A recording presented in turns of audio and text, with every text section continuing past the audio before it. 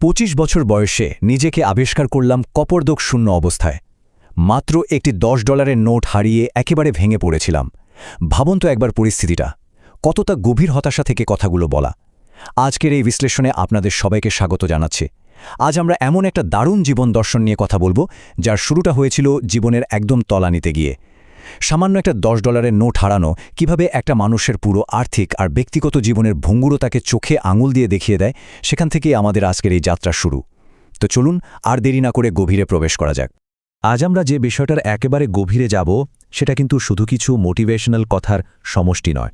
এটা মূলত একটা অত্যন্ত শক্তিশালী এবং সুগঠিত জীবন দর্শন, 7 strategies for wealth and happiness, বা সম্পদ ও সুখ অর্জনের 7টি কৌশল। এটাকে আপনারা চাইলে জীবনকে সফল করার একটা পরীক্ষিত ব্লুপ্রিন্টও বলতে পারেন।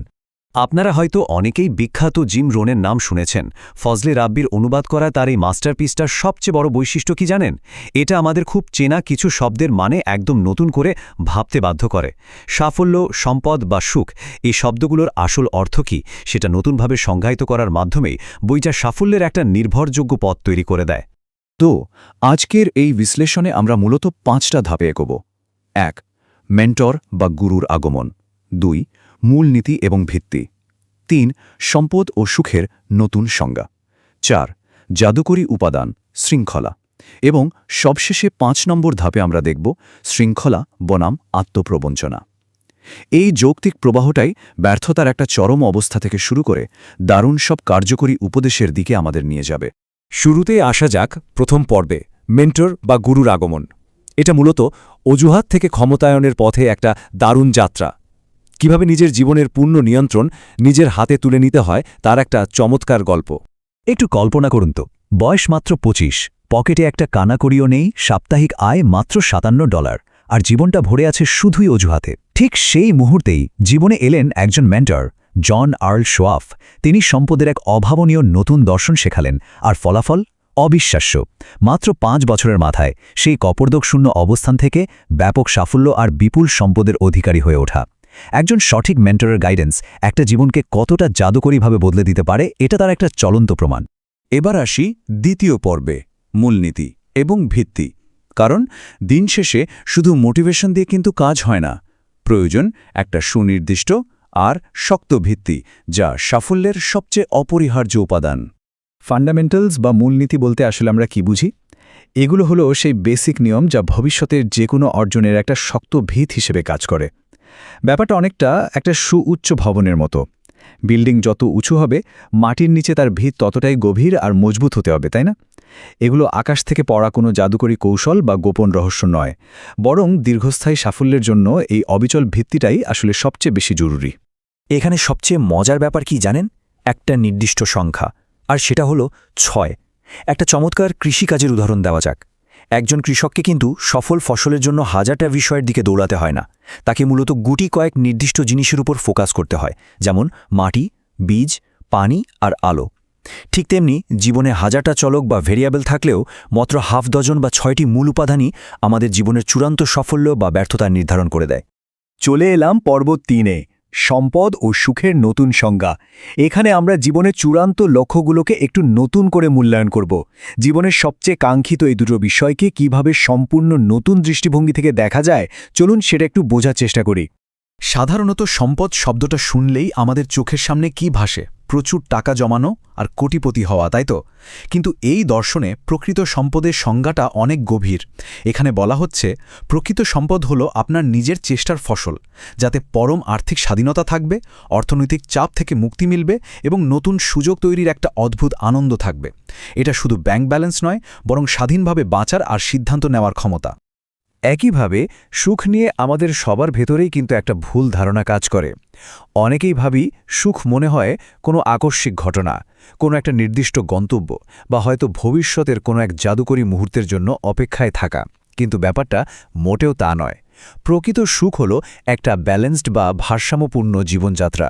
এটা প্রতিদিনের ইতিবাচক কাজের তাৎক্ষণিক একটা রেজাল্ট। লোভ বা হিংসা থেকে মুক্ত হয়ে প্রতিদিন নতুন কিছু আবিষ্কারের যে আনন্দ, সেটাই হলো আসল সুখ। এখন সবচেয়ে বড় প্রশ্ন হলো, এই যে প্রকৃত সম্পদ আর সুখের কথা বললাম, এগুলো পাওয়া যাবে কিভাবে? উত্তরটা আছে আমাদের ৪ নম্বর পর্বে, জাদুকরী উপাদান শৃঙ্খলা। এটাই হলো আমাদের চিন্তা আর অর্জনের মাঝখানের সেই আসল সেতুবন্ধন। শব্দটা হলো শৃঙ্খলা বা ডিসিপ্লিন।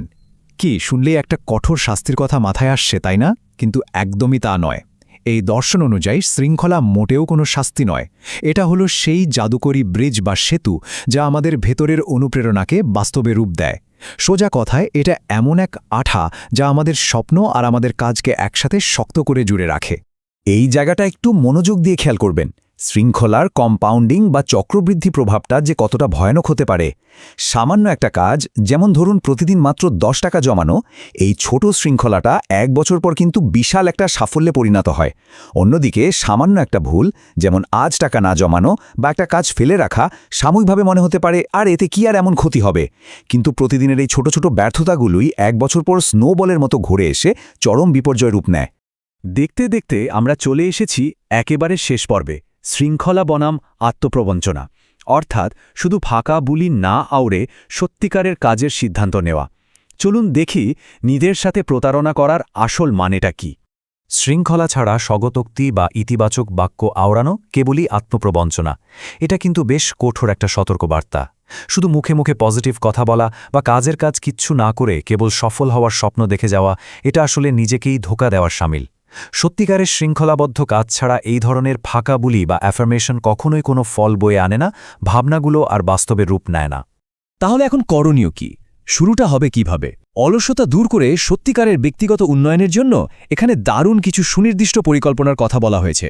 যেমন রোগ প্রতিরোধ এবং এনার্জি ধরে রাখার জন্য একটা সলিড স্বাস্থ্য পরিকল্পনা, নিজের বুদ্ধি এবং বোঝাপড়াকে প্রতিনিয়ত শান দেওয়ার জন্য একটা জ্ঞান পরিকল্পনা, আর প্রজ্ঞা অর্জনের জন্য নিয়মিত পড়ার পরিকল্পনা। এগুলো নিছক কোনো ইচ্ছে নয়, বরং একটা কংক্রিট অ্যাকশন প্ল্যান। আজকের এই আলোচনার একেবারে শেষ প্রান্তে আমরা সবশেষে এই চমৎকার দর্শন থেকে নেওয়া খুব প্রাসঙ্গিক একটা প্রশ্ন আপনাদের সামনে রেখে যেতে চাই। আজ থেকেই কি নতুন করে শৃঙ্খলার অভ্যাস গড়ে তোলা শুরু হবে, নাকি জীবনটা চলতে থাকবে সেই পুরনো ফাঁকা অজুহাতের উপর ভর করেই? মনে রাখবেন, সাফল্য আকাশ থেকে পড়া কোনো জাদু নয়, এটা প্রতিদিনের নেওয়া সঠিক সিদ্ধান্তের একটা যোগফল। সিদ্ধান্ত এখন পুরোপুরি আমাদের হাতে। এই গভীর জীবন দর্শন থেকে নেওয়ার মতো আরও অনেক কিছু আছে, যা হয়তো আমাদের সামনের দিনগুলোকে জাদুকরীভাবে বদলে দিতে পারে। তো আপনার সিদ্ধান্ত